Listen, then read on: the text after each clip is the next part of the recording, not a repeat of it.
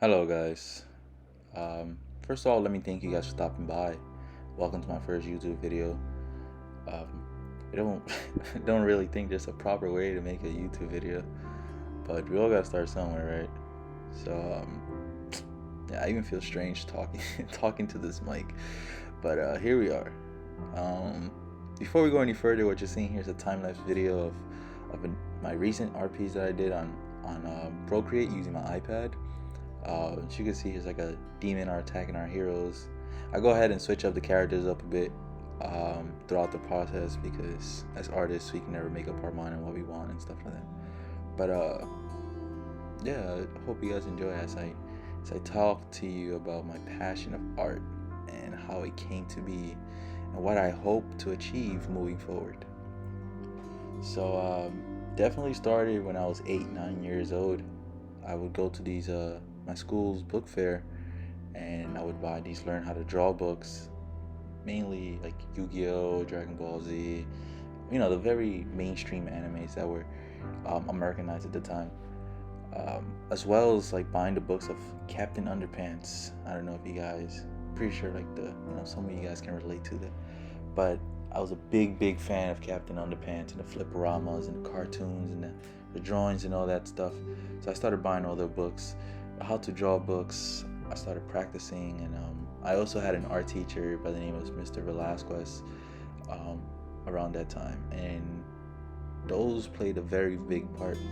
So moving forward, now watching Saturday morning cartoons such as Digimon, Beyblade, Yu-Gi-Oh, all these what's another old school one, Animaniacs, and I was just like analyzing subconsciously, like my mind was analyzing how they moved, the proportion of their arms to their bodies, how to signify someone being upset or angry versus happy. And like you would notice that in order to make someone angry, you have to put their eyebrows in like a V shape and give them a frown. An arm proportion would be like the hand has to stop like mid thighs, etc. and things like that. Now that I'm older, I'm able to understand it, but growing up, like my mind was just focused on that at a subconscious level, and I never really, as a kid, you couldn't really think about it, but yeah, and it's just like it became something that I really enjoyed. So jumping into high school, um, freshman year, we had an art class, and I was excited, because I already had been doing my part. So now I felt like it was my time to like show all these new people I've come across, from students to teachers to my environment, what I'm capable of. Unfortunately, art was only offered to me on the ninth grade. So 10, 11, and 12th grade, with all the new subjects being implemented like trigonometry and English, with all the reading and learning how to type paper and filling out college application towards the end, I kind of dropped everything. It wasn't until I went away for college that I picked it up again, because I went away 4 or 5 hours away from home, and I didn't know anyone. I was very introverted, so I would stay in my dorm, and I started watching YouTube videos instead of watching like TV shows and stuff like that. And I would come across these videos on how to draw like landscapes. So I started learning details about trees and mountains and structures, man-made structures, rivers, how it flows, how can you make it seem realistic. And then I started jumping into realism.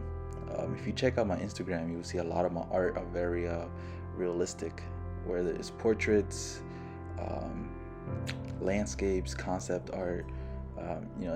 It's one of those things where my mind just like, no, it's not good enough, you need to make it realistic. Or I can try to make something animated, and next thing you know, I'm blending in skin tones to make it look realistic. Like I always have that issue, like everything I do needs to be realistic, but realism takes very long, and it takes lots lots of training, not to mention the cramping that your hand can go through. So it is a process, but um it the reward or the satisfaction you get at the end, it's all worth it. So yeah, fast forward 2 years, I came back home from school, and I continued to do what I love to do as far as trying to support myself by doing my 9 to 5, I guess you can call it. Um, Throughout that road, I happened to come across some great individuals who I am proud to call my friend, and I'm lucky to have them as they are artists as well, and they have improved my skills as far as exploring new mediums such as tattooing and painting, oil painting, things of which I didn't even think I would come across, because art was just a thing for me for time consumption and just for shits and giggles. I wasn't expecting it to have such a passion for it, but I guess it just developed on its own, which I am very happy for.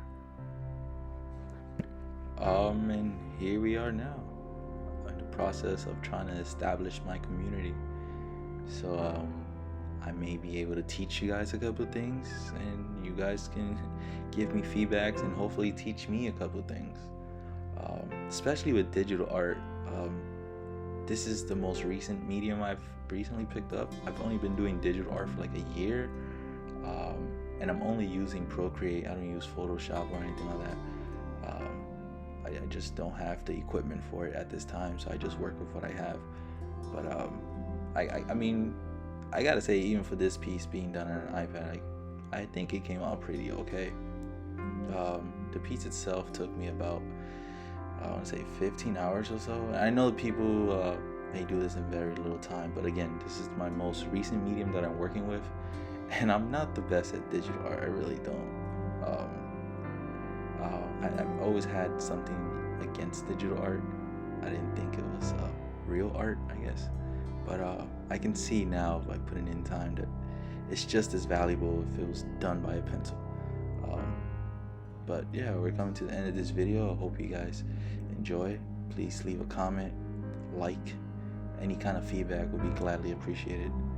Check out my Instagram for all my other artwork, and I'll see you guys in the next video. Once again, thanks for watching, and welcome to the beginning of a new chapter.